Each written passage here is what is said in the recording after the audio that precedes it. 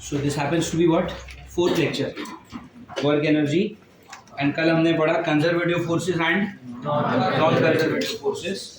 एक छोटा सा टॉपिक और है, how to identify whether a force is conservative और अ नॉन. अब जैसे मान लो मैंने आपको बोला कि फ्रिक्शन का फोर्स नॉन कंजर्वेटिव, ग्रेविटेशन का फोर्स, तो अगर मैंने नाम लिया तो आप पहचान जाओगे, है ना. लेकिन अगर मैंने आपको एक इक्वेशन दे दिया, F bar is equal to 3xi cap plus 5y square j cap. अब आपको थोड़ी पता ये फ्रिक्शन पे एप्लीकेबल है या ये ग्रेविटेशन पर एप्लीकेबल है या ये इलेक्ट्रोस्टैटिक्स पर एप्लीकेबल है. Do you know this now? तो फिर आप नहीं पहचान पाओगे, राइट. तो there is a method, it's a mathematical method. वो मेथड हम नीट वाले स्टूडेंट्स के लिए यूजुअली डिस्कस नहीं करते. We will do that, but we will do that at the end of the chapter, not now. अरे very good. तो याद रखो ये ना मोस्टली जेई में कराते हैं हम लोग.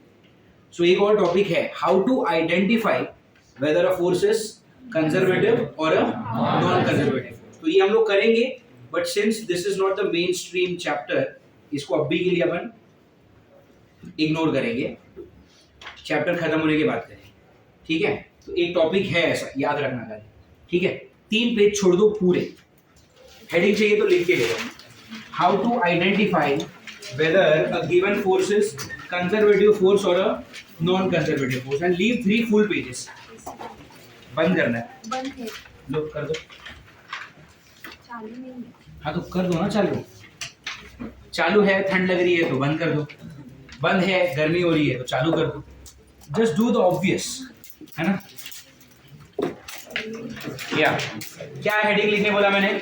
How to identify whether a given force is conservative force और अ नॉन कंजर्वेटिव फोर्स. ये हम पढ़ेंगे बट अभी नहीं. Just leave 3 pages. The topic is how to identify whether a given force is conservative force or a non-conservative force. अच्छा, apart from that, कल हमने एक और चीज पढ़ी थी कि अगर आपका फोर्स कंजर्वेटिव है एंड अगर इनिशियल और फाइनल पोजीशन सेम है तो वर्क डन कैसा, जीरो या नॉन जीरो? जीरो ना. कंजर्वेटिव फोर्स में अगर क्लोज लूप हो गया, क्लोज लूप का मतलब क्या? इनिशियल पोजीशन और फाइनल पोजीशन सेम, है ना. तो अगर इनिशियल और फाइनल पोजीशन सेम नहीं, और अगर फोर्स कैसा है, कंजर्वेटिव, तो वर्क डन कैसा आएगा? जीरो. क्या ये चीज हमने प्रूव करी? ग्रेविटेशन की हेल्प से. बॉडी नीचे से ऊपर गया, वर्क डन कितना? -mg. माइनस क्यों? ग्रेविटेशन का फोर्स है नीचे, बॉडी गई ऊपर, -mg. लेकिन अब बॉडी को ऊपर फेंका है तो वो ऊपर तो रहेगा नहीं, बॉडी नीचे भी तो आएगा. लेकिन जब बॉडी ऊपर से नीचे आएगा तब mg भी किधर? नीचे. और डिस्प्लेसमेंट भी किधर? नीचे. Same direction, cos 0 1. तो अब यहाँ पर वर्क डन कितना आया? +mg. तो नीचे से ऊपर जाते वक्त -mg, ऊपर से नीचे आते वक्त +mg. -mg +mg is 0. मतलब क्या? आपका वर्क डन कैसा हो गया? 0. तो हमारा कंक्लूजन क्या आया? कंक्लूजन ये आया कि जब भी आपका फोर्स कैसा होगा? कंजर्वेटिव. एंड अगर आपका इनिशियल और फाइनल पोजीशन सेम है तो आपका वर्क डन कैसा आएगा? 0. लेकिन क्या ये चीज नॉन कंजर्वेटिव के लिए भी सच है? उसको क्या हमने प्रूव किया? फ्रिक्शन की हेल्प से. एक ब्लॉक था, ए से उसको बी पर लेकर गए, फिर बी से वापस ए पर लेकर आए, तो क्या वहां पर वर्क डन 0 हुआ? नहीं. Are you understanding? हेलो. तो अगर क्लोज लूप है तब भी for a non conservative force work done is not 0. ये समझ में आ रहा है? पक्का? ठीक, बहुत बढ़िया. 3 पेज छोड़े पूरे. इस 3 पेज में हम क्या लिखेंगे? How to identify whether a given force is conservative और नॉन कंजर्वेटिव. आई रिपीट, अगर मैंने आपको नाम दे दिया कि ग्रेविटेशनल फोर्स है या फ्रिक्शनल फोर्स है, तब तो आप आसानी से पहचान लोगे. नाम से मालूम पड़ता है. फ्रिक्शन मतलब क्या? ग्रेविटेशन मतलब क्या? लेकिन एग्जाम में नाम थोड़ी देंगे. एग्जाम में आपको बता देंगे, एक इक्वेशन दे देंगे, अब बोलेंगे आप पहचानो ये कंजर्वेटिव या नॉन कंजर्वेटिव. तो कुछ मैथमेटिकल ट्रिक्स होते हैं, उससे आपको पता चल जाता है. That we will learn when the right time comes. ठीक है? Okay. As of now in your notebook write on the next heading as work energy theorem. Write on the next heading as what? Work energy theorem. Marvel publication की जो book है आपके पास, वहां पर chapter का नाम है laws of motion. Laws of motion में 2 पार्ट है, पार्ट ए और पार्ट बी। उसमें पार्ट बी में क्या है? फ्रिक्शन। फिर उसके बाद वाला नया चैप्टर क्या है? Work energy, work energy power. समझ में आ रहा है? चैप्टर वही हम लोग कर रहे हैं आगे। अभी तक काफी इजी क्वेश्चन हमने कर लिए वर्क और एनर्जी पे, ठीक है। Now what are we learning? Work energy theorem. मैं आपको स्टेटमेंट लिखवाता हूँ, फिर उसका मतलब समझेंगे और फिर उस पर क्वेश्चन करेंगे, ठीक है। This is very important, I am telling you again. Your entire 12th standard physics is dependent on how well you understand this chapter. समझ में आ रही है? चलो, तो आपने हेडिंग लिखा वर्क एनर्जी थ्योरम, मैं आपको स्टेटमेंट लिखवा रहा हूँ, वो लिखो। Work done by all the forces on a body, write down, work done by all the forces on a body, work done by all the forces on a body is equal to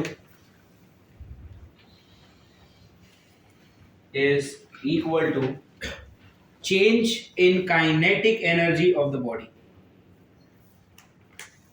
Change in kinetic energy of the body.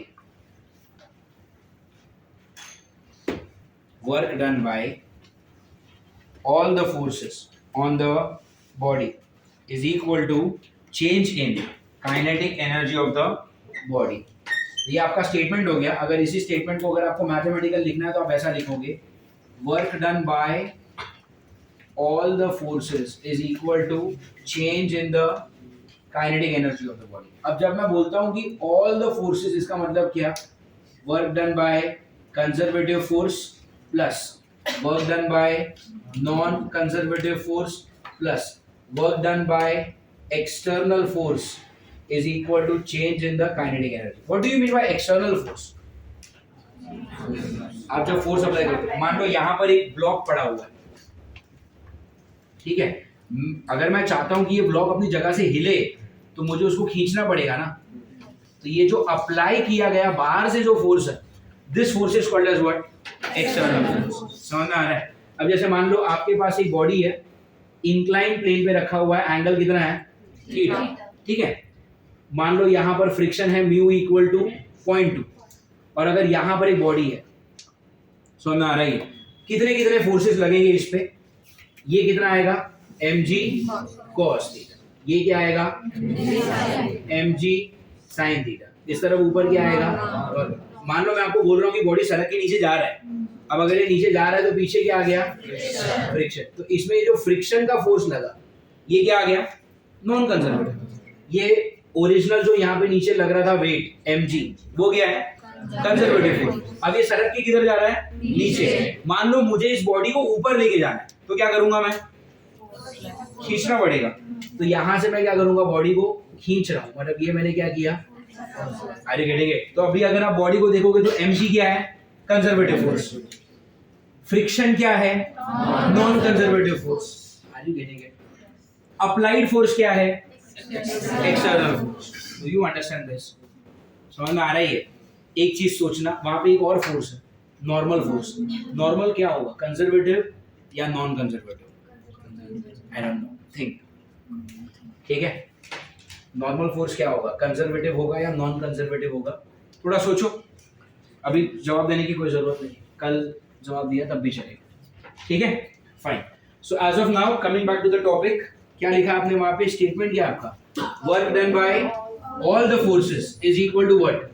Change in kinetic energy of the body. Now when you write all the forces, what do you mean by all the forces? Conservative force, non-conservative force, external force, सभी का work add करके आपकी body का क्या आएगा? Change in kinetic energy आएगा। समझ में आ रहा है? अब ये तो मैंने आपको स्टेटमेंट बोला, आपने लिखा और मैंने जो बोला वो मान लिया, ये तो भरोसे वाली बात हो गई ना, है ना? बट ये इसको प्रूव भी तो करना पड़ेगा। So how do you prove this? Tell me. Work done का फॉर्मूला क्या है? Force into displacement. फोर्स अगर कांस्टेंट है तो अच्छी बात, डायरेक्ट मल्टीप्लाई कर लोगे। बट अगर फोर्स वेरिएबल है तो क्या करेंगे, इंटीग्रेट करोगे। हेलो, तो वर्क डन क्या हो गया बोलो, इंटीग्रेशन ऑफ एफ, ये सही है। फोर्स को क्या लिखा जा सकता है, mass into acceleration times dx, इस तरफ है w। समझ में आ रहा है तुमको? मास of the body is constant, तो डेरिवेटिव के बाहर चला, इंटीग्रेशन के बाहर चला जाएगा।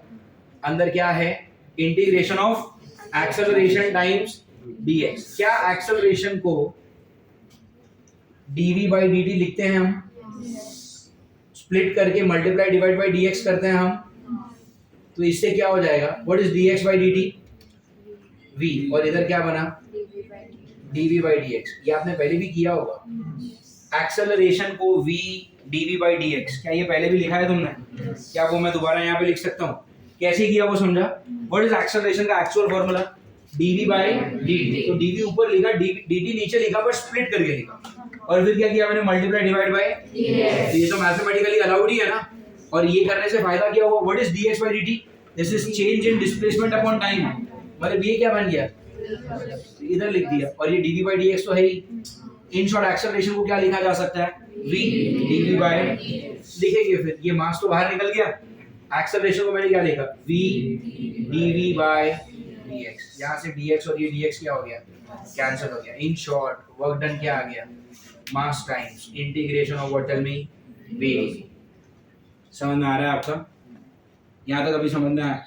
लिमिट डाल देंगे, मान लो किसी भी बॉडी का इनिशियल वेलोसिटी क्या लेते हैं हम लोग, u, फाइनल वेलोसिटी क्या ले लेते हैं, v। Get it? On the left hand side what do you have, w, यहाँ पर क्या है, m।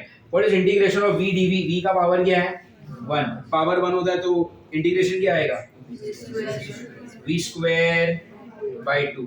अरे हाँ है ना, and the lower limit is u, upper limit is v।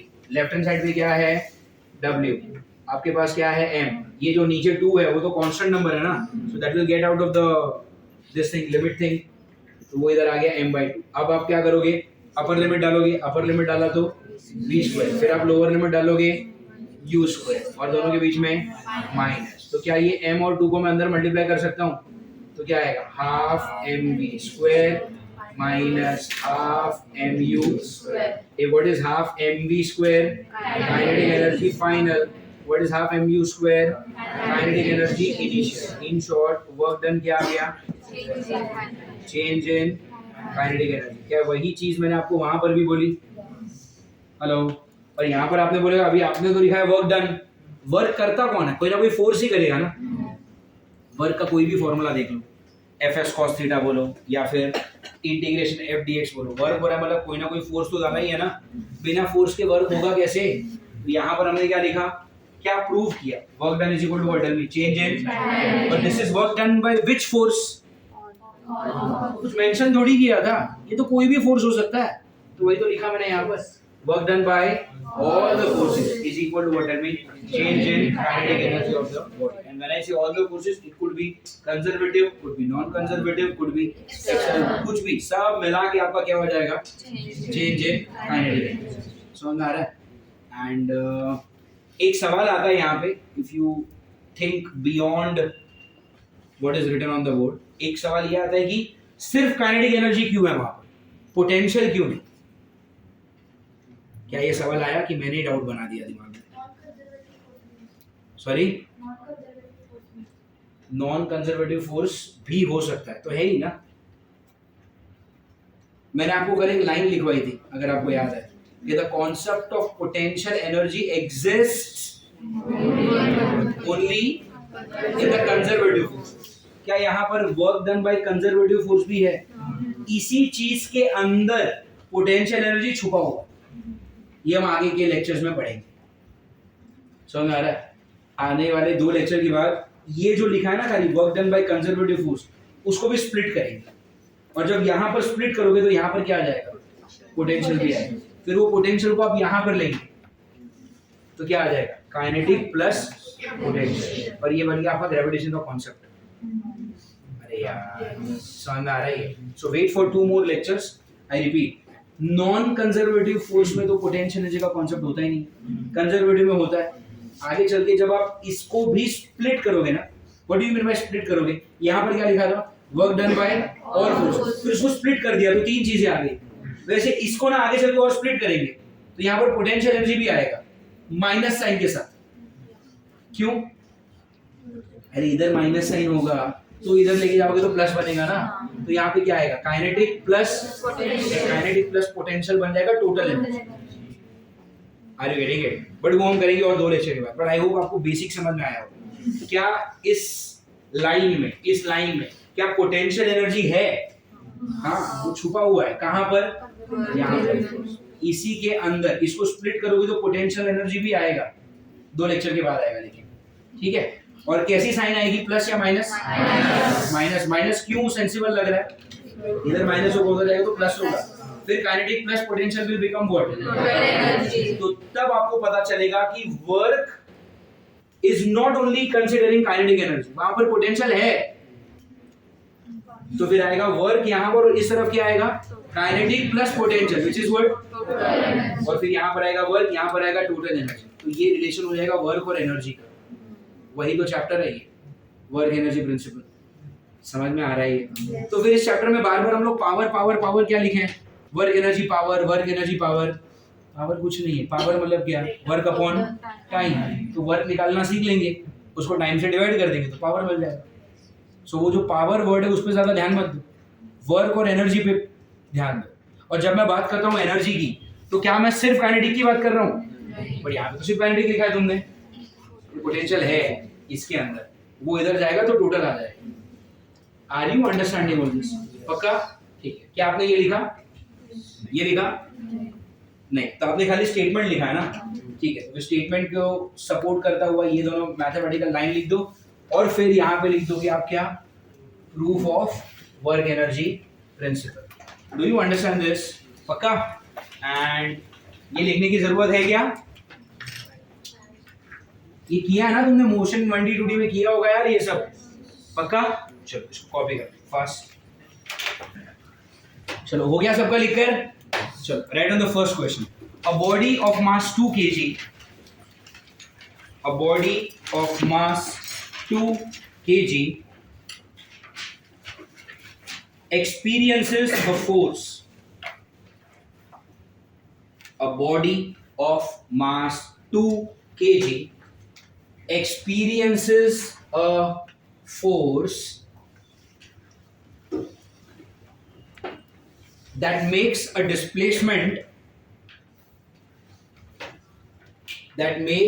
displacement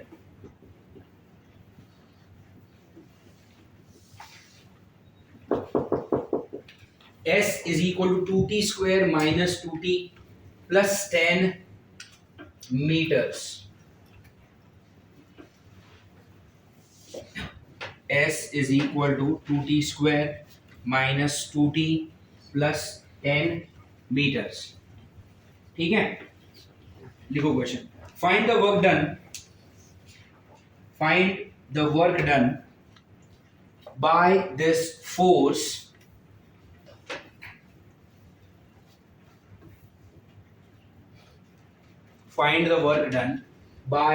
force in on board in 0 to 2 seconds. In 0 to 2 seconds. Question समझ में आ रहा है? आप थोड़ा सा विजुअलाइज कर सकते हो। सुनो यहाँ पे, एवरीवन लुक एट दिस। एक बॉडी होगा, कुछ तो वजन होगा। कितना वजन दिया है? 2 किलो के बॉडी पर आपने फोर्स लगाया। अब अगर फोर्स लगाया तो बॉडी हिलेगा मतलब उसका डिस्प्लेसमेंट होगा। तो उस डिस्प्लेसमेंट का आपको इक्वेशन क्या दे दिया है? 2t square minus 2t plus 10 metre. ये क्या है? बॉडी का डिस्प्लेसमेंट। ये सही है भाई। अब आपको ये बोला है कि इस फोर्स ने कितना वर्क किया इन 0 to 2 seconds।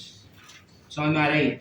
अब डायरेक्ट सॉल्व करने मत जाओ। See when you learn a concept को समझना, उसको प्रूव करना और उसको अप्लाई करना एमसीक्यू में, दे आर 2 डिफरेंट थिंग्स। कितने भी अच्छे से वो समझ में आ गया हो, जब तक मैं 3-4 क्वेश्चन नहीं करूंगा तुम नहीं सॉल्व कर पाओगे।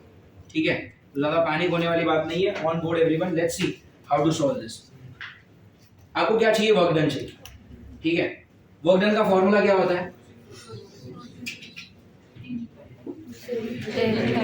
चेंज इन मतलब क्या, kinetic energy final minus kinetic energy मतलब क्या, half M V square minus half M. अच्छा, उसमें mass of the body is given as what, 2 kg। दिक्कत क्या है, v नहीं पता और u नहीं पता।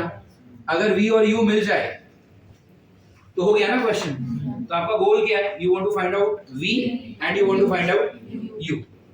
आपके पास यहाँ पर क्या है, डिस्प्लेसमेंट को अगर आप डिफरेंशिएट करोगे तो वेलोसिटी मिलेगी। डिफरेंशिएट करेंगे तो क्या आएगा, 4t माइनस 2, ये तो जीरो ना, 4t माइनस 2 मीटर पर सेकेंड। ये क्या हो गया आपका, ये वेलोसिटी की एक वैल्यू है या infinite value, this is infinite value of velocity. कैसे, आप टाइम की जितनी वैल्यूज डालते जाओगे उतनी ज्यादा आपको वेलोसिटी की वैल्यूज मिलती जाएगी। तो इसको वेलोसिटी का इक्वेशन बोलते हैं, ये वेलोसिटी की वैल्यू नहीं है। अरे यार, ये वेलोसिटी का क्या है, तुमको कौन से टाइम में इंटरेस्ट है, 0 सेकंड में क्या वेलोसिटी थी और 2 सेकंड। फाइन, तो जब आपने टाइम का वैल्यू 0 डाला तो पहले तो ये v क्या बनेगा, u ना। अरे टाइम 0 पे जो वेलोसिटी होती है वो इनिशियल वेलोसिटी होती है। तो इनिशियल वेलोसिटी कितनी बोलो, 4 टाइम्स 0 माइनस 2। तो आपका इनिशियल वेलोसिटी कितना है, -2 मीटर पर सेकेंड। एंड जब टाइम का वैल्यू कितना हो जाएगा, 2 सेकंड, तो यहाँ पर आप क्या डालोगे, 2। अरे यार, तो कितना हो, 4 टाइम्स 2 माइनस 2 कितना हो गया, ये 8 में से 2 गया 6 मीटर पर सेकेंड। और टाइम 2 पे जो वेलोसिटी होगी वो क्या, फाइनल वेलोसिटी v। तो ये आपका इनिशियल वेलोसिटी, ये आपका फाइनल वेलोसिटी। इधर डाल दो, v का स्क्वायर मतलब क्या, 6 का स्क्वायर 36, और u का स्क्वायर मतलब क्या, -2 का स्क्वायर कितना, 4। ये तो गया 36 माइनस 2, 36 माइनस 4, 32 जूल का फोर्स ने क्या किया है, वर्क किया। डिड यू अंडरस्टैंड, पक्का समझ में आ रहा है, इजी। इसको कॉपी करो, फिर एक और क्वेश्चन करो। Yes, copied. चलो अगला क्वेश्चन करते हैं, write down. A body is acted upon bye a force, काफी सिमिलर है। A body is acted upon by a force that produces displacement equal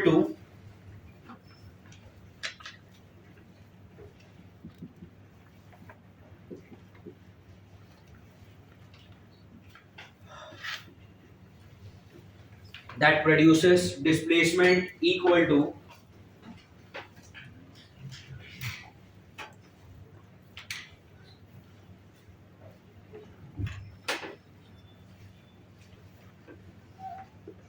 t is equal to under root of x plus 3। ठीक है, t is equal to under root of x plus 3। Find the work done by the force,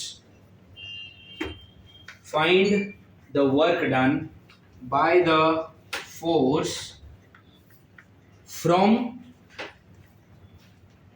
0 to 6 seconds, 0 to 6 seconds। समझ में आ रहा है, देखो आपको वापस क्या पूछा है, वर्क डन। सुनो यहाँ पे, वर्क डन क्या होता है, चेंज इन काइनेटिक एनर्जी मतलब kinetic final minus kinetic final half M V square, kinetic initial half M U square, वापस हाफ और एम कॉमन। अरे यार, अच्छा इस बार आपको बॉडी का मास दिया है क्या उन्होंने, कोई नहीं, तो यहाँ पर क्या आएगा, हाफ एम। अच्छा v और u निकालना है ना, अरे 36 और 4 तो पिछले वाले वैल्यूज हैं। फाइन, तो कैसे निकालोगे v और u, देखो यहाँ पर आपको डिस्प्लेसमेंट दिया था, क्या वहां पर भी डिस्प्लेसमेंट दिया है कि वहां पे टाइम दिया है कि डिस्प्लेसमेंट है, वो क्या है, वो टाइम है कि डिस्प्लेसमेंट है, तो डिस्प्लेसमेंट ही है। कैसे, डिस्प्लेसमेंट के लिए t कब से यूज होने लगा, यही डाउट आ रहा है ना दक्ष।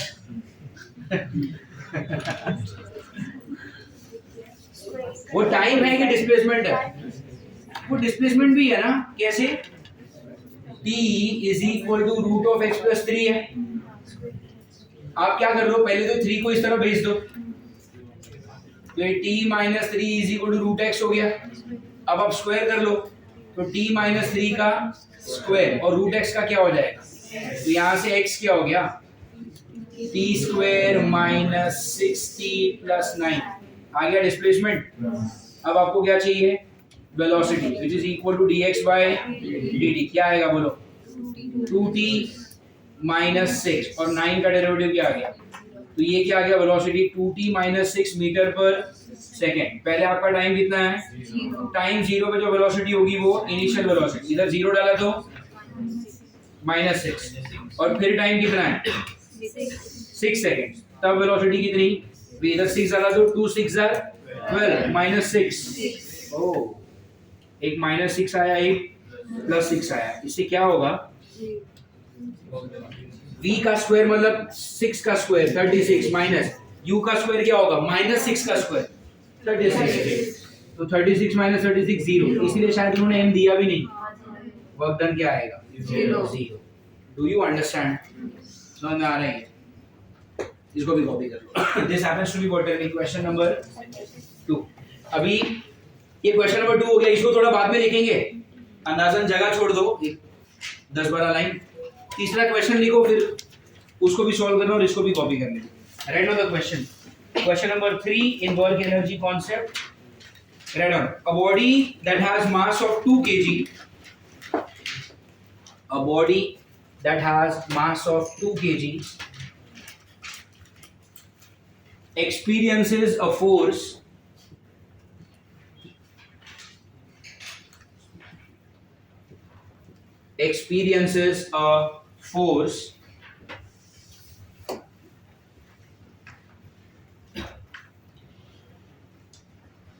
that gives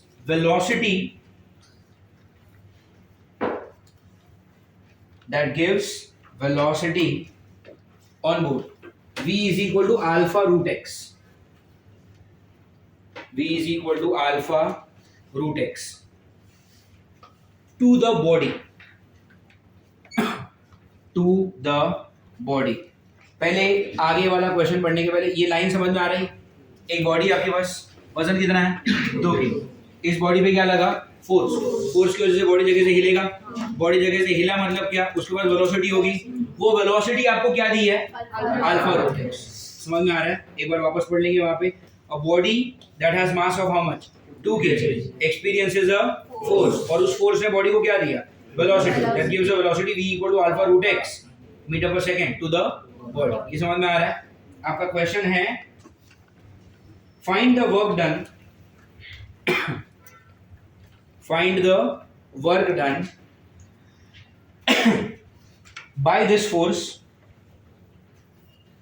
find the work done by this force from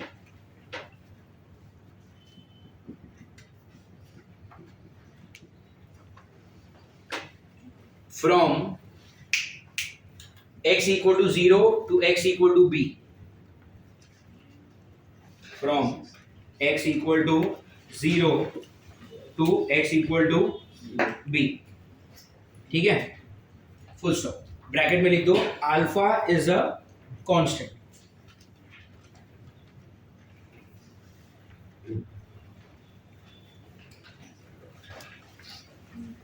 alpha is a constant.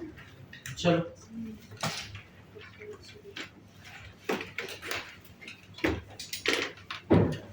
चलो चलो चलो फास्ट, चलो इसको पॉज कर लो, हुआ।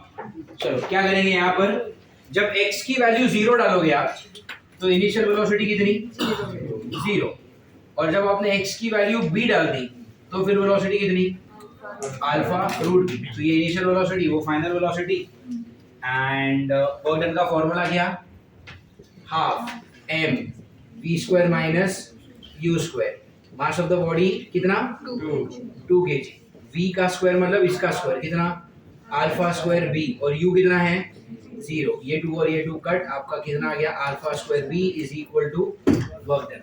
सॉर्टेड, हम if you could solve this, अरे क्या बात, वेरी गुड। ठीक है, चलो कितने क्वेश्चन हो गए यहाँ पर अभी? 3। ये क्वेश्चन नंबर 2 लिख कर हो गया क्या तुम्हारा? Fine. Now let's have a look at the next question. ये कितना, तीसरा क्वेश्चन था? चलो चौथा क्वेश्चन करेंगे। हाँ,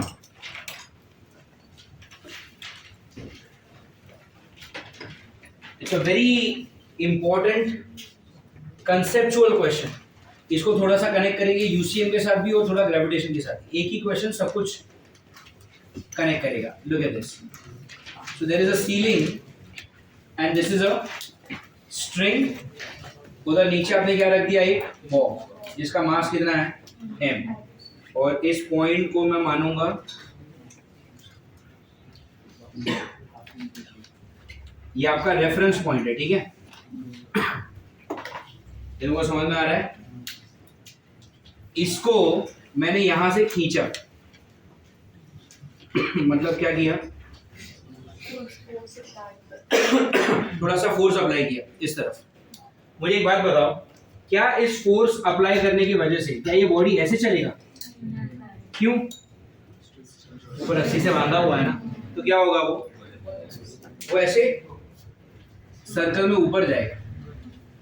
अरे हाँ या ना? मान लो वो यहां पर आ गया, मास कितना? m। पहले जो स्ट्रिंग वर्टिकल थी, अब वो स्ट्रिंग ऐसे हो गई at an angle of theta. समझ में आ रहा है? आपको ये पूछा है कि अगर आपके फोर्स अप्लाई करने की वजह से रस्सी में थीटा एंगल बन गया तो आपके अप्लाइड फोर्स ने वर्क कितना किया? क्वेश्चन समझ में आ रहा है? Find what? Find the work done by applied force. Do you understand this? कि पहले मुझे ये बताओ क्या वर्क हुआ भी है? हाँ, इसको अरे इधर से उठा के इधर लेकर आया, मेहनत लगेगी, ऐसे थोड़ी जाएगा वो। तो वर्क तो हुआ है। किसने किया? ये मैंने किया यार, मैंने फोर्स अप्लाई किया। तो मैंने कितना वर्क किया इसको यहां से यहां पर लेके जाने में, वो मेरा क्वेश्चन। समझ में आ रहा है आपको? पक्का? ओके। नाउ आपका वर्क एनर्जी प्रिंसिपल क्या कहता है? What is the statement? Work done bye all the forces is equal to what? So work done by all the forces is equal to what? Change in kinetic energy. है ना? When you say all the forces, यहाँ पर कितने force हैं? एक ही apply जो किया वही ना, 3 फोर्स है।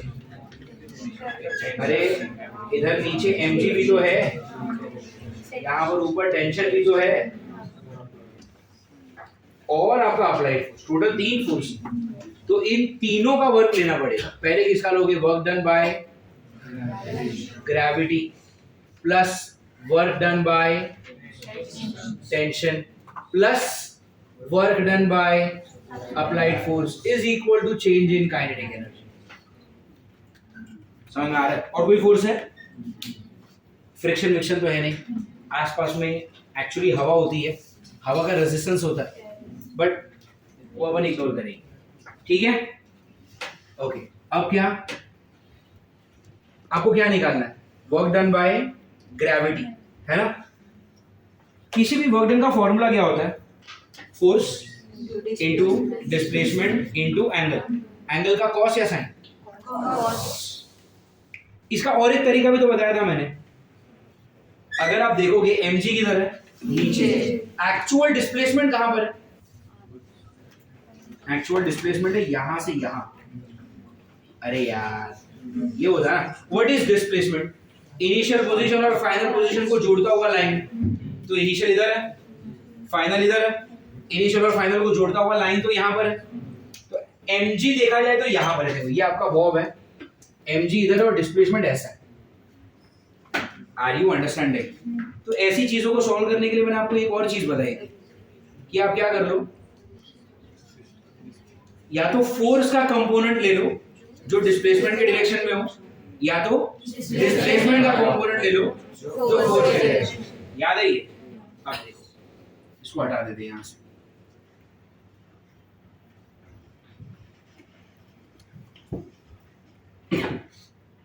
नाउ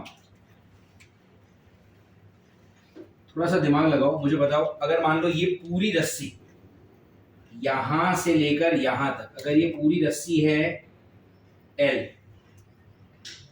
तो ये रस्सी यहां पर भी तो L ही होगी ना पूरी। अगर यहां से मैं एक रेफरेंस लाइन बना देता हूं तो ये एंगल थीटा हुआ। If this is L, this is theta, तो ये कितना L cos थीटा ना। अरे रिजॉल्व कर रहा हूं यार। अगर ये L, ये थीटा, ये L ऐसा है, आप थीटा के अलोंग आओगे तो ये L cos थीटा हुआ कि नहीं? तो ये पूरा L, ये कितना? तो ये नीचे वाला कितना? ये नीचे वाला हिस्सा कितना? L minus L cos theta which is equal to what? L times, ये तुमने किया यार सर्कुलर मोशन में, याद है कुछ? अगर एक बॉब को सर्कुलर मोशन में अगर थोड़ा सा ऊपर लेके जाएंगे तो ये नीचे वाली जो हाइट होती है वो ये होती है L times 1 minus cos theta. Ideally मुझे ये बताने की जरूरत नहीं पड़नी चाहिए कि आप करके आए हो यहाँ पे, ठीक है? Okay fine. अब देखो डिस्प्लेसमेंट एक्चुअली किधर हुआ है? ऐसे, हाँ समझ पा रहे हो? डिस्प्लेसमेंट एक्चुअली किधर हुआ है? ऐसे हुआ है। इसके दो कंपोनेंट होंगे, एक कहां पर वर्टिकल और एक कहां पर हॉरिजॉन्टल। ये क्या है? ये डेल्विन एक्चुअल डिस्प्लेसमेंट, उसके आपने दो टुकड़े कर लिए, वर्टिकल और हॉरिजॉन्टल। तो जिसको हम रिजॉल्व कर लेते हैं उसको हटा देते हैं। अब आपके पास कितने कंपोनेंट बचे? एक वर्टिकल और एक, उसमें हॉरिजॉन्टल कंपोनेंट और mg आपस में कैसे हैं? परपेंडिकुलर, उसका कोई वर्क। अब बचा क्या? Vertical component. वर्टिकल कंपोनेंट कितना है? L times 1 minus cos theta. आपको क्या निकालना है? Work done by gravity. Work done में हम क्या करते हैं? Force into component. कौन सा कंपोनेंट? डिस्प्लेसमेंट का वो कंपोनेंट जो फोर्स के डायरेक्शन में हो। तो आपका वर्क डन बाय ग्रेविटी में फोर्स कितना? mg। कहां? नीचे। वर्टिकल कंपोनेंट कितना है? L ब्रैकेट में क्या? 1 माइनस cos थीटा। लेकिन mg नीचे, डिस्प्लेसमेंट किधर? तो दोनों के बीच में एंगल कैसा? Do you understand this? ये मैंने क्या निकाल लिया? Work done by gravity. बोलो हाँ या ना? ये सब हटा दे रहा हूँ यहाँ से। आई होप तुमको ये समझ में आया हो। हेलो, एक्चुअल डिस्प्लेसमेंट कहाँ पर हुआ है? Tell me. एक्चुअल डिस्प्लेसमेंट हुआ है यहाँ पर। डिस्प्लेसमेंट का मतलब क्या? बॉडी का इनिशियल पोजीशन एंड बॉडी का फाइनल पोजीशन आप जोड़ दो। ये इनिशियल, ये फाइनल, जोड़ा तो एक्चुअल डिस्प्लेसमेंट है यहाँ पर। उसको मैं रिजॉल्व करूंगा। एक कंपोनेंट आएगा वर्टिकल, एक आएगा हॉरिजॉन्टल। कंपोनेंट को क्यों इग्नोर किया? क्योंकि हॉरिजॉन्टल कंपोनेंट mg के साथ परपेंडिकुलर है। परपेंडिकुलर वाली चीज वर्क नहीं करती। तो फिर वर्टिकल कंपोनेंट कितना है? L 1 minus cos theta. तो फोर्स कितना? mg। डिस्प्लेसमेंट कितना? L times 1 minus cos theta. 180 degree क्यों लिया? mg है नीचे, डिस्प्लेसमेंट हुआ है ऊपर, दोनों के बीच में एंगल कैसा? तो यहाँ पर हुआ। ये समझ में आ रहा है? फिर ये क्या निकाल लिया हमने? वर्क डन बाय ग्रेविटी निकाल लिया। अब क्या निकालोगे? Work done by tension. मैं बोलता हूं ये आएगा 0। तुम सोच के बताओ क्यों? ये देखो सर्कल में जा रहे हो ना आप, तो पहले टेंशन ऊपर होगा, बॉडी गया किधर? इधर। तो ये क्या है तुम्हारा? यहां से लेके यहां तक देखो ना खाली, just look at this part. ये क्या आपका displacement? Tension is along the radius. Displacement हमेशा टैंजेंशियल होता है। रेडियस और टैंजेंट के बीच में एंगल क्या? 90 डिग्री। तो वर्क डन कैसा? जब आपका ये बॉब घूमते घूमते यहां पर भी आएगा, अरे चल रहा है ना ऐसे, जब इधर आएगा तो रस्सी तो ऐसी हो जाएगी ना। अब रस्सी यहां पर नहीं है, अब रस्सी यहां पर है। ये क्या आ गया? टेंशन। लेकिन डिस्प्लेसमेंट तो अलोंग द टैंजेंट ही होगा ना। अब बॉब को किधर भी लेके जाओ, अब बॉब यहां पर आ गया तो रस्सी ऐसा, अब ये हट गया। Are you getting it? ये क्या आपका? टेंशन। और ये डिस्प्लेसमेंट कैसा? Are you getting it? इसका मतलब क्या, नेक्स्ट टाइम जब भी ऐसा क्वेश्चन आया ना, वर्क डन बाय टेंशन, हम सीधा क्या लिखेंगे? 0। लॉजिक क्या है? टेंशन हमेशा होता है रेडियस पे, क्योंकि टेंशन देता है कौन? रस्सी। रस्सी ही तो रेडियस की तरह एक्ट करेगी ना, तो tension is always along the radius, displacement is always along the tangent. Radius और टेंजेंट आपस में कैसे होता है? Are you getting it? 90 degree. मतलब हमेशा याद रखना, work done by tension force in a circular motion is always 0। यहाँ पर आज एक्सप्लेन किया, नेक्स्ट टाइम आया तो सीधा 0 लिखूंगा, ठीक है? फाइन। फिर यहाँ पर क्या है? Work done by applied force. अच्छा, वही तो निकालना है, ये थोड़ी मिलेगा आपने, वही तो निकाल रहे। Is equal to change in kinetic energy. ये आपका बॉब जब यहां पर था तभी रुका हुआ था, आप इसको यहां पर जब लेकर आए तभी भी वो रुका हुआ ही है, तो इनिशियल वेलोसिटी कितना? 0। फाइनल वेलोसिटी भी कितना? 0। तो चेंज इन काइनेटिक एनर्जी कितना? 0। आप तो इसको ऐसे लेकर आए ना, ये रुका हुआ है, मैंने पकड़ा इसको यहां से ऐसा लेकर आया, अरे गेटिंग, इधर भी लाके मैंने रुका हुआ है, तो फाइनल काइनेटिक एनर्जी कितना? 0। इनिशियल भी कितना? 0। तो what is change in kinetic energy? आपको चाहिए तो आप यहां पर लिख सकते हो, initial and final velocities are 0। अरे समझ आ रही है आपको? ठीक। फिर चेंज इन काइनेटिक एनर्जी आ गया 0। अच्छा, व्हाट इज ये?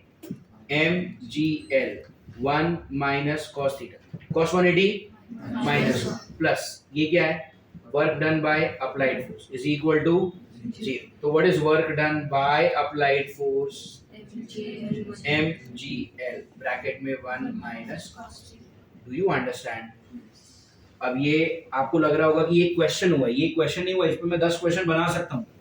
I can give you mass of the Bob, मैं आपको अलग अलग एंगल दे सकता हूँ, मैं बोल सकता हूँ 30 डिग्री पे गया, 60 डिग्री पे गया, मैं आपको जो रस्सी है उसकी लेंथ दे सकता हूँ, तो आप यहाँ पे वैल्यूज डालोगे, सॉल्व करोगे तो नंबर आ गया।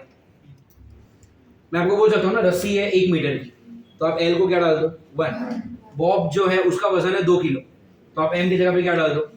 मैं बोलूंगा कि बॉडी कितने डिग्री पे गई, तो मैं बोलूंगा 60 डिग्री पर गई, तो आप क्या करोगे? cos 60 half, 1 minus half half. यहाँ पे वैल्यूज भी तो डाल के नंबर भी तो लाया जा सकता है।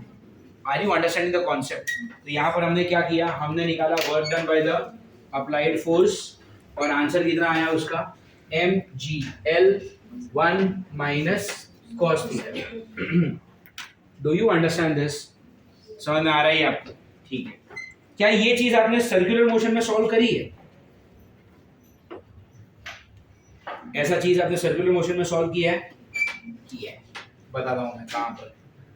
अगर सर्कुलर मोशन में एक कॉन्सेप्ट आता है ऐसा,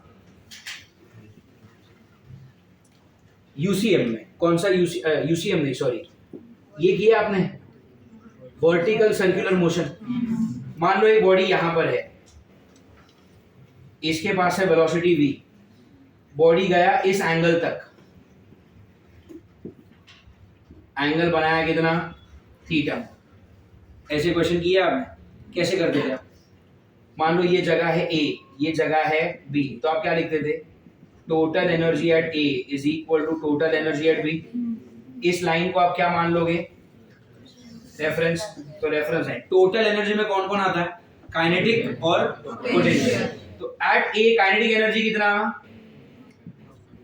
हाफ mv स्क्वायर, और एट A पोटेंशियल कितना? 0। A तो रेफरेंस पे ही है। अरे यूसीएम का टेस्ट हुआ, ऐसा पढ़ के आए थे कि नहीं? एट बी जब आप पहुंचेंगे, मैं क्या बोल रहा हूं कि बॉडी ना ए से बी तक ही पहुंचा है, बी से पहुंचते रुक गया। समझ में आ रहा है? आप जब झूले पे बैठा है कोई इंसान, आप पीछे से झूले को धक्का मारते हो, तो वो क्या करता है? एक लेवल तक ही तो ऊपर जा रहा है, उस लेवल पे आके वो रुकेगा ना, तो ये बी के साथ वही हो रहा है। यहाँ पे आपने उसको धक्का दिया होगा, ये बी तक आया और फिर रुक गया मतलब at B what is kinetic energy? 0। And what is potential energy? ये हाइट h, तो कितना? mgh। और ये h कैसे निकालोगे? सेम लॉजिक, ये पूरा, ये इसका एक कंपोनेंट, वापस कितना आएगा? l 1 minus cos theta. समझ में आ रहा है? अब अगर आप दोनों का राइट हैंड साइड मैच करोगे ना, mgl 1 minus cos theta, mgl 1 minus cos theta, it is the same thing. तो दोनों का लेफ्ट हैंड साइड सेम है कि अलग अलग? सेम ही है. ये क्या है? Work done by applied force. वही वर्क डन जो है उसको यहाँ पर लिखा गया है हाफ mv स्क्वायर. अब वर्क डन को हाफ mv स्क्वायर कैसे लिखा, that we will learn in the next concept. But मैं आपको उसका आइडिया दे सकता हूँ. वर्क और एनर्जी बराबर होता है. कोई भी वर्क करने के लिए क्या चाहिए? ये जो एनर्जी है ना, वही ये वर्क है. Are you understanding? आपने ये ऑलरेडी पढ़ा हुआ है. कहां पर? सर्कुलर मोशन में आपने किया ना कंजर्वेशन ऑफ एनर्जी. वो यही था. समझ में आ रहा है? कंजर्वेशन ऑफ एनर्जी आपको मैं भी पढ़ाऊंगा और डिटेल में पढ़ेंगे. बट आपको थोड़ा बहुत जो आपने ऑलरेडी पढ़ा है, क्या आप उसको रिलेट कर पा रहे हो? हेलो, आया ना? Okay. And what you see on the board, क्या वो आपको समझ में आया? क्या है यहाँ पे बोलो? Find the work done by applied force. क्या क्या चीजें लिखी तुमने? कितने फोर्सेस हैं वहां पे? Tell me. 3. कौन से? mg, tension and applied force. Correct? Hello, mg, tension and applied force. mg का वर्क कैसे निकाला समझा? फोर्स किधर? नीचे. डिस्प्लेसमेंट एक्चुअली एंगल पर है, तो हमने रिजॉल्व कर ली. उसमें हॉरिजॉन्टल कंपोनेंट को इग्नोर किया अपन ने. वर्टिकल कंपोनेंट कितना? ये mg नीचे, वर्टिकल कंपोनेंट ये, दोनों के बीच में एंगल 180. टेंशन वाला वर्क 0, क्योंकि टेंशन और डिस्प्लेसमेंट हमेशा कैसे होंगे? परपेंडिकुलर. तो ये 0. Work done by applied force अपने को निकालना है. चेंज इन काइनेटिक एनर्जी को आपने 0 क्यों लिखा? अरे क्योंकि स्टार्टिंग में भी रुका हुआ था, बाद में भी रुका हुआ है, तो चेंज इन काइनेटिक एनर्जी 0. खत्म. ये cos 180 - 1, इसको इधर लिया तो ये आंसर आ गया. अरे गेटिंग इट? इसी क्वेश्चन को सॉल्व करते हैं उल्टा. उल्टा मतलब यहां पर मैंने क्या किया? नीचे से ऊपर भेजा ना. ये देखो, नीचे से ऊपर के लिए ना अप्लाइड फोर्स लगेगा. उल्टा मतलब क्या? बॉडी ऊपर से नीचे आएगा. बॉडी ऊपर से नीचे आएगा मतलब क्या? This will become your question 5. अब आपका बॉडी स्टार्टिंग में कहां पर है? इधर है. समझ में आ रहा है? At an angle of theta. यहां पर मैंने उसको पकड़ के रखा है और अब मैं इसको छोड़ दूंगा तो डेफिनेटली वो इधर ही आएगा. अरे समझ में आ रहा है कि नहीं तुमको? ये इधर आएगा. अब मेरा सवाल क्या है? डेफिनेटली जब यहां पर था तो मैंने उसको पकड़ के रखा था. What is the velocity? 0. छोड़ दिया, आएगा इधर. इस तरफ जब वो पहुंचेगा तो उसके पास क्या होगी? कुछ ना कुछ वेलोसिटी होगी.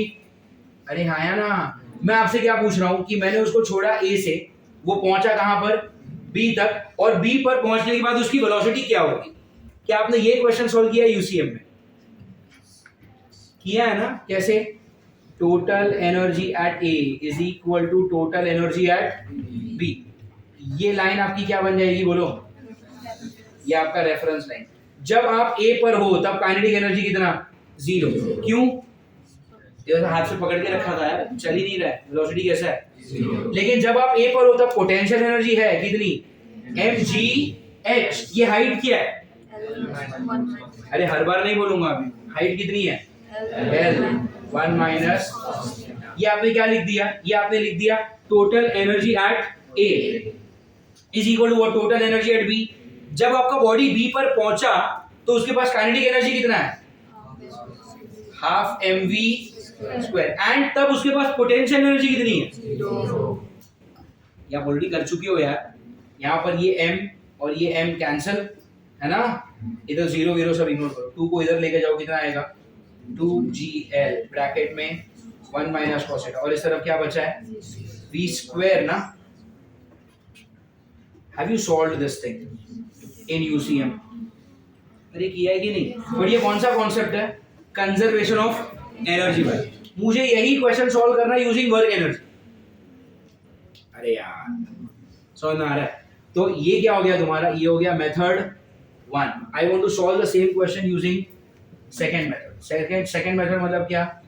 Work energy principle. Work energy principle क्या कहता है?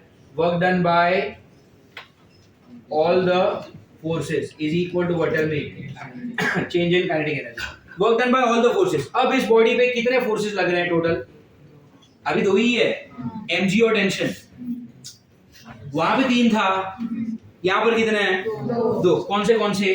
mg और टेंशन, तो क्या आएगा वर्क डन बाय ग्रेविटी है ना plus work done by tension is equal to change in kinetic energy, मतलब क्या kinetic energy final minus kinetic energy work done by gravity. Gravity का फोर्स किधर नीचे, अभी बॉडी का डिस्प्लेसमेंट भी तो नीचे ही है। अरे यार यहाँ पर आपका बॉडी ऐसे गया था ना, तो जब बॉडी ऐसे गई है तो एक कंपोनेंट ऊपर एक कंपोनेंट इधर, यहाँ पर तो बॉडी नीचे आया ना, तो वहां पर डिस्प्लेसमेंट ऐसे है, तो एक कंपोनेंट इधर एक कंपोनेंट नीचे। क्या समझ पा रहे हो ये? तो जब आप work done by gravity, gravity का वर्क डन कितना, फोर्स कितना mg, एक्चुअल डिस्प्लेसमेंट कैसा है ऐसा, उसका एक कंपोनेंट आएगा इधर एक कंपोनेंट आएगा इधर, उसमें ये वाला कंपोनेंट इग्नोर, अरे क्योंकि परपेंडिकुलर है, और ये वाला कंपोनेंट कितना है जितना हाइट है, हाइट कितना है l 1 माइनस, क्या अभी भी मुझे cos ऑफ 180 डिग्री लिखना है? अभी mg भी नीचे डिस्प्लेसमेंट भी नीचे, तो cos क्या 0 degree. Do you get it? Work done by tension force 0, kinetic energy initial क्योंकि बॉडी स्टार्टिंग में रुका हुआ था, अरे और यहाँ पर क्या बचा kinetic energy final, final kinetic energy क्या होता है हाफ mv², इधर क्या आएगा cos 0 कितना 1, ये वाला मास और ये वाला मास कट गया, ये 2 जाएगा इधर, कितना आया 2gl 1 minus cos theta is equal to v का स्क्वायर, स्क्वायर हटा रूट डालो। क्या ये आंसर और ये आंसर सेम आया? ये क्वेश्चन मैंने सॉल्व किया यूजिंग कंजर्वेशन ऑफ एनर्जी, उसी क्वेश्चन को मैंने सॉल्व किया using work done by all the forces is equal to change in kinetic energy. समझ में आ रहा है? यहाँ पर जब हमने सॉल्व किया, क्या हमने पोटेंशियल एनर्जी यूज करी थी? हाँ, अरे ए का पोटेंशियल एनर्जी तो है ये, तो यहाँ पर पोटेंशियल एनर्जी का कॉन्सेप्ट यूज किया, इधर किया, फिर भी आंसर आ गया। मतलब क्या यहाँ पर कहीं ना कहीं पोटेंशियल एनर्जी छुपी हुई है, यही तो बोला था मैंने स्टार्टिंग में। कुछ समझ में आ रहा है? आज आप लेक्चर में आए हो तभी भी घर जाके ये वीडियो देख लेना, ठीक है? This was heavy, I understand, nobody understands this in first go. समझ में सब कुछ आया है, बट दिमाग में तब बैठेगा जब घर जाके एक आध बार और देख लोगे, ये जो भी कुछ लिखा हुआ है वो पूरा एक बार पढ़ ले। समझ में आ रहा है? एक बार वापस सुनो। यहाँ पर क्या हुआ, पहले उस केस में क्या हुआ, बॉडी को नीचे से ऊपर लेकर गए, तो वहां पर फोर्स अप्लाई करने की जरूरत थी। कोई भी चीज नीचे से ऊपर ऑटोमेटिक नहीं जाती, ऊपर से नीचे ऑटोमेटिक आ सकता है। तो यहाँ पर अप्लाइड फोर्स की जरूरत है क्या? लेकिन यहाँ पर है क्या? यहाँ पर अप्लाइड फोर्स लगेगा, यहाँ पर नहीं होगा तो भी चलेगा। तो यहाँ पर जब आपने अप्लाई किया तो 3 force, gravity, tension, applied force, और यहाँ पर सिर्फ ग्रेविटी और टेंशन। यहाँ पर बॉडी स्टार्टिंग में भी रुका हुआ था और मैं खींच के लेकर आया इधर, इधर भी बॉडी रुका हुआ था, तो इनिशियल वेलोसिटी भी 0, फाइनल वेलोसिटी भी 0, तो total change in kinetic energy कितना है? लेकिन यहाँ पे ऐसा नहीं है, जब मैंने इसको छोड़ दिया ना, तो जब बॉडी यहाँ पर आएगी तो उसके पास कुछ ना कुछ वेलोसिटी होगी। समझ में आ रहा है? ये दोनों में क्वेश्चन में फर्क समझा? फिर ये क्वेश्चन फर्स्ट मेथड से, M1 मतलब मेथड 1, ये मैंने कौन सा मेथड यूज किया? Conservation of energy. Actually conservation of energy कब यूज होता है उसका भी एक अलग साइंस, वो भी मैं आपको इसी चैप्टर में बताऊंगा। समझ में आ रहा है? कंजर्वेशन ऑफ एनर्जी सिर्फ तब यूज होता है जब आपके क्वेश्चन में कोई भी नॉन कंजर्वेटिव फोर्स नहीं होता। What is non conservative force? Friction. इस क्वेश्चन में फ्रिक्शन है क्या? नहीं है ना, तो आप कंजर्वेशन ऑफ एनर्जी यूज कर सकते हैं। मैं क्या बोल रहा हूं समझ में आ रहा है? इस क्वेश्चन में फ्रिक्शन था? नहीं था। अगर इस क्वेश्चन में एयर का फ्रिक्शन दिया होता तो आप ये यूज नहीं कर सकते, लेकिन ये यूज कर सकता हूं क्योंकि यहां पर क्या है, वर्क डन बाय, एक ऐड कर देता वर्क डन बाय फ्रिक्शन और फिर ये सॉल्व कर लेता। समझ में आ रहा है? तो ज्यादा वास्ट क्वेश्चंस को कौन सॉल्व कर सकता है, वर्क एनर्जी या conservation of energy? Work energy can solve anything, conservation of energy can solve only those question जिसमें नॉन कंजर्वेटिव फोर्स नहीं होगा। Are you getting it? किसी भी क्वेश्चन में फ्रिक्शन डाल दिया ना मैंने, तो आप ये अप्लाई नहीं कर सकते, लेकिन फ्रिक्शन वाले क्वेश्चन को ये सॉल्व कर सकता है। ये क्यों कर सकता है? Work done by all the force, कैसा भी फोर्स होने दो, ये अप्लाई कर सकते हो। लेकिन ये कब अप्लाई कर सकते हो? जब नॉन कंजर्वेटिव फोर्स ना हो। तो आप यहाँ पे लिख के लेना, आपने पूरा यूसीएम सॉल्व किया, उसमें हर जगह पर मेजॉरिटी क्वेश्चंस इसी से सॉल्व किए ना आपने, इससे मतलब इससे कंजर्वेशन ऑफ एनर्जी। तो याद रखना ये सिर्फ तब अप्लाई करना है, यहाँ पे लिख देना only when non conservative forces are not there in the question. सिर्फ तब आप ये यूज कर सकते हो, लेकिन ये कब यूज कर सकते हैं? ये हमेशा यूज हो सकता है। अरे ठीक है, और क्या इससे और इससे आंसर सेम ही आया? हाँ, तो सेम ही आएगा ना। आप ये बोल सकते हो कि this is a rectangle and this is a square. क्या इसका मतलब? स्क्वायर क्या होता है? रेक्टेंगल क्या होता है? जिसके सामने वाले साइड्स एक जैसे होते हैं, वो तो स्क्वायर में भी होता है ना। बट स्क्वायर क्या होता है? इसके चारों साइड, तो वो ये नहीं होता। अरे यार, is every square a rectangle? हाँ, every square is a rectangle, but is every rectangle a square? No. उसी तरह हर क्वेश्चन जो कंजर्वेशन ऑफ एनर्जी से सॉल्व होता है ना, वो वर्क एनर्जी से सॉल्व होगा, लेकिन हर क्वेश्चन जो वर्क एनर्जी से होता है वो इससे सॉल्व नहीं होगा। तो ज्यादा यूनिवर्सल क्या हुआ, मेथड 1 या मेथड 2? बट आना चाहिए अपने को दोनों। यूसीएम के टाइम पे तो ये मालूम भी नहीं था, इससे काम हो गया ना, तो इसी से करेंगे। लेकिन आगे चल के कुछ क्वेश्चंस आएंगे जिसमें यूसीएम के अंदर फ्रिक्शन डाल देंगे, तो ये भी मालूम होना चाहिए कि फ्रिक्शन आ गया तो ये नहीं चलेगा, फिर ये चलेगा। अरे हैवी हो रहा है ना थोड़ा, घर जाके वीडियो देख लेना, ठीक है? समझ में आ रहा है तुमको? बाय। तो ये आपका कौन सा था? दिस इज क्वेश्चन नंबर 4, और फिर ये क्या है? Question number 5। क्वेश्चन नंबर 5 लिखोगे तो दोनों मेथड से लिख लेना। दोनों में हमने क्या निकाला बोलो? ए पे बॉडी को रिलीज किया, बॉडी पहुंचा किधर? बी पर, और बी पर हमने क्या निकाला? वेलोसिटी। पहले कौन सी मेथड यूज करी? पहले कौन सा मेथड यूज किया यार? Conservation of energy. फिर कौन सा मेथड यूज किया? Work energy. क्या दुनिया का हर क्वेश्चन वर्क एनर्जी से सॉल्व किया जा सकता है ऐसा वाला? हाँ, बट क्या हर क्वेश्चन इससे सॉल्व किया जा सकता है? पर यहाँ पे क्यों चला?